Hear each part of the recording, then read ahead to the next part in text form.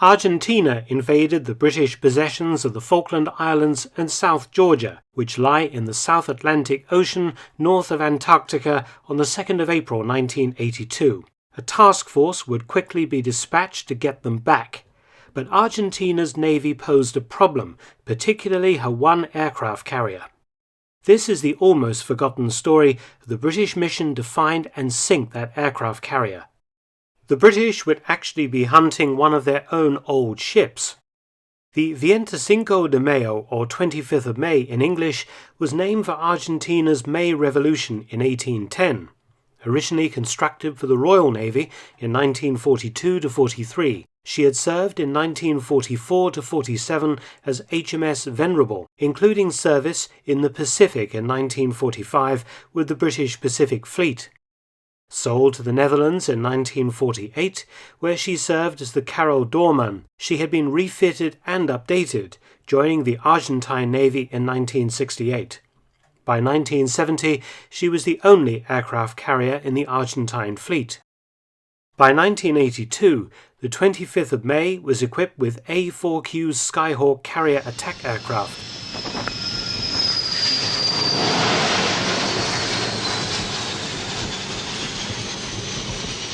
S-2 Tracker, anti-submarine warfare aircraft, and Sea King helicopters. She took part in the initial Argentine landings on the Falklands in early April 1982. The Argentine Navy deployed 2 task forces around the islands. The carrier with her 3 escorts, 2 British-built Type 42 destroyers, and a World War II-era ex-US Navy destroyer was stationed north of the Falklands, while the second task force, the ex-US Navy light cruiser General Belgrano, which as the USS Phoenix had actually been present in Pearl Harbor during the December 1941 Japanese attack, and 2 ex-US destroyers. They lurked to the south. Both Argentine task forces posed significant threats to the fast-approaching British task force coming to recapture the islands, built around the carriers HMS Hermes and Invincible. The British initially only had 22 Sea Harriers with which to defend the task force and establish air superiority over the Falklands to pave the way for an amphibious assault.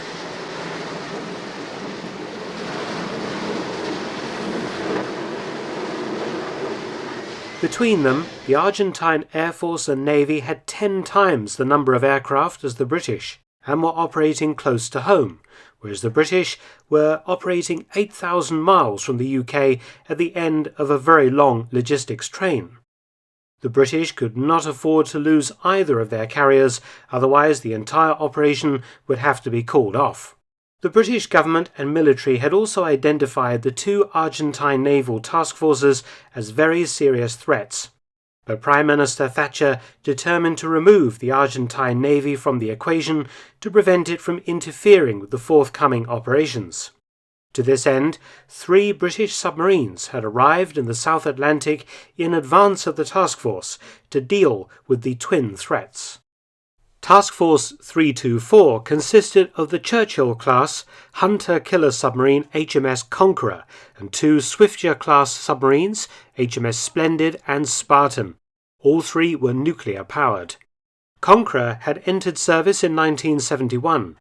Under the command of Commander Chris Rayford Brown, the vessel displaced 4,900 tons submerged and had a crew of 103. She had 6 torpedo tubes and was armed with the new Mark 24 acoustic homing torpedoes and World War II vintage Mark 8 torpedoes. Splendid and Spartan had the same displacement as the Conqueror, but a different shaped hull. Each vessel had 5 torpedo tubes. All 3 British submarines were fast, capable of over 28 knots or 52 kilometers an hour when submerged. The commander of the British task force, Rear Admiral Sandy Woodward, was very concerned that the two Argentine task forces formed the jaws of a pincer around the Falklands and threatened to engage the British as they steamed into the region. It made sense to direct the submarines to find and sink the Argentine carrier, which, due to her embarked air group of Skyhawks, was deemed the bigger threat, and sink her. Due to British penetration of Argentine naval codes, the Royal Navy knew roughly where the 25th of May was. HMS Conqueror hunted south of the Falklands, while Splendid patrolled the northwest quadrant and Spartan the northeast quadrant. But it was the Argentinians who found the British task force first. On the 1st of May 1982, a Grumman S-2 Tracker flying off the 25th of May located the British carriers and the rest of the task force. Moving swiftly into action, the 25th of May prepared to launch her Skyhawks to bomb the British carriers. But luckily for the British, the 25th of May was unable to launch her air group due to unusually long-lasting dead wind. The fighters, launched by steam catapult, nonetheless needed to launch into a headwind to get airborne when fully bombed up and fueled, and unusually for the South Atlantic, there was insufficient wind. However, at midnight, a patrolling Royal Navy Sea Harrier found the 25th of May. In the meantime, HMS Conqueror, operating south of the Falklands, had found the other Argentine task force led by the cruiser General Belgrano. Permission was given by Thatcher to attack, and on the 2nd of May, the Conqueror fired 3 Mark 8 torpedoes, 2 hitting the Belgrano and exploding. The old ship went down in 20 minutes, unable to send a distress signal due to faulty wiring, taking 323 crew with her. The survivors were picked up later by the 2 destroyers. Conqueror departed the scene and was depth-charged and hunted by Argentine aircraft for some time. But one arm of the Argentine trap had been removed, and the commander of the 25th of May realized that the same thing could very well happen to his carrier, with more Royal Navy submarines in the area.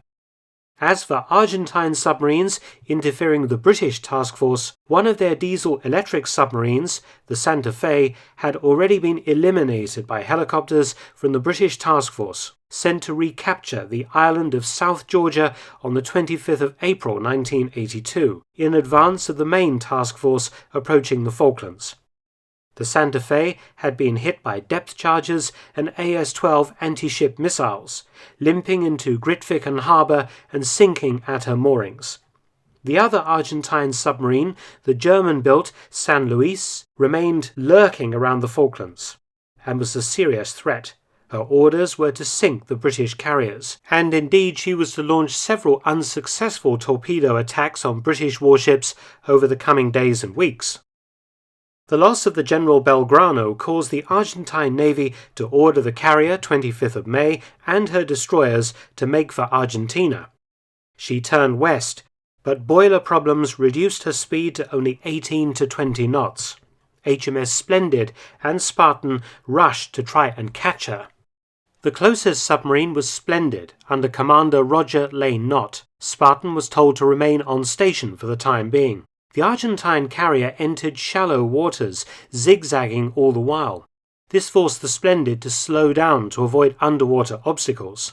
The 25th of May's 3 escorts took position 5 miles off the carrier's bow and port and starboard quarters, respectively, to guard against submarines or air attack. The carrier was well equipped to defend herself from a British submarine. The 4 trackers aboard were each capable of 6-hour missions.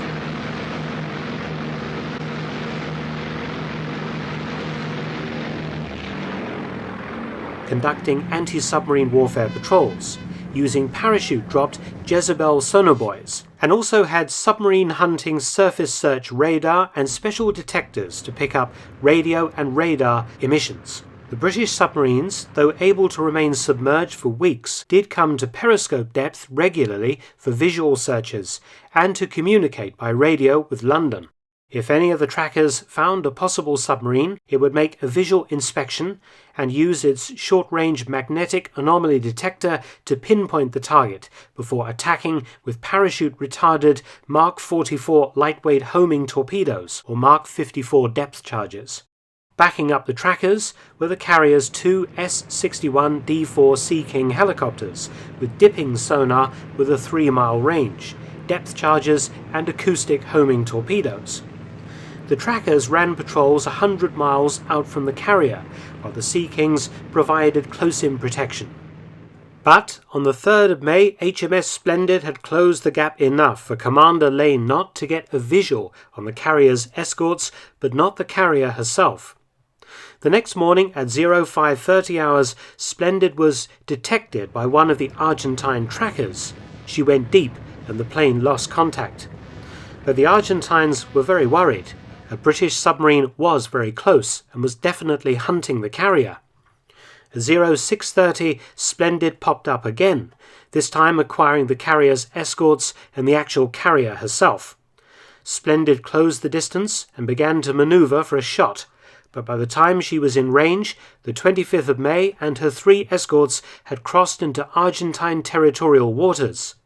Splendid was forbidden, under the rules of war, to attack this close to the mainland. The carrier headed north, dipping into and out of Argentine territorial waters, covered by her trackers. She had a scare at 0743 hours on the 5th of May, when a tracker acquired a visual on a possible submarine. One acoustic torpedo was dropped but disappeared. The carrier's 2 Sea Kings were scrambled to give chase. Dipping sonar picked up mechanical signals. A second tracker dropped 3 sonobuoys. An hour later, a second acoustic torpedo was dropped but vanished. Splendid was now 130 miles south of the carrier. The contact was probably a Soviet, Chilean or American submarine. On the 7th of May, Splendid gave up the hunt after suffering damage to one of her turbochargers.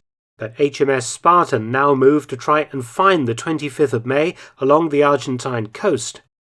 But the carrier's use of shallow water slowed Spartan down too much. The Argentine carrier made it safely to the port at Wiedmar on the 9th of May. She did not sortie again during the Falklands War. It had, to borrow the words of the Duke of Wellington, been a close-run thing.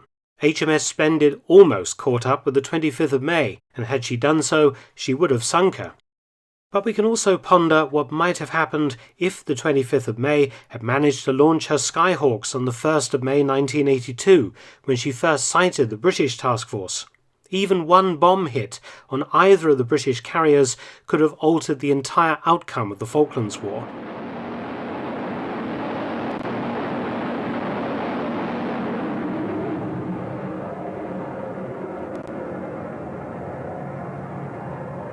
And 2 of the Argentine aircraft carrier's escorts were armed with the dreaded MM-38 Exocet anti-ship missile.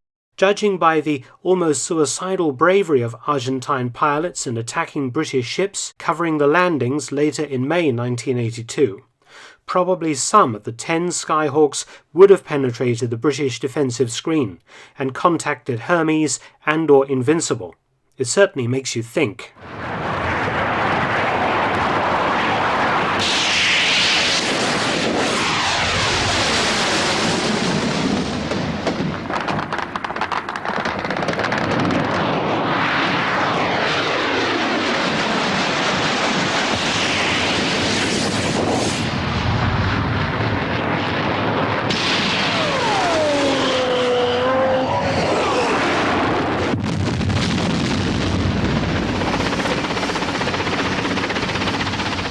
Ultimately, Argentina surrendered after 10 weeks of action on the 14th of June 1982.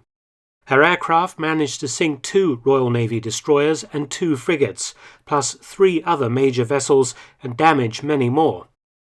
But the toll would undoubtedly have been worse if the 25th of May had also played a part in the conflict. The old carrier was eventually stripped for spares to supply another World War II British Colossus-class aircraft carrier in South American service, the Minas Gerais of the Brazilian Navy, and then scrapped in 2000.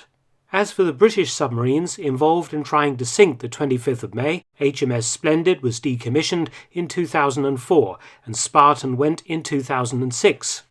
They are among 20 ex-nuclear-powered Royal Navy submarines currently in long-term storage. Thanks for watching. Please subscribe and share. Also visit my new audiobook channel, War Stories with Mark Felton, details below.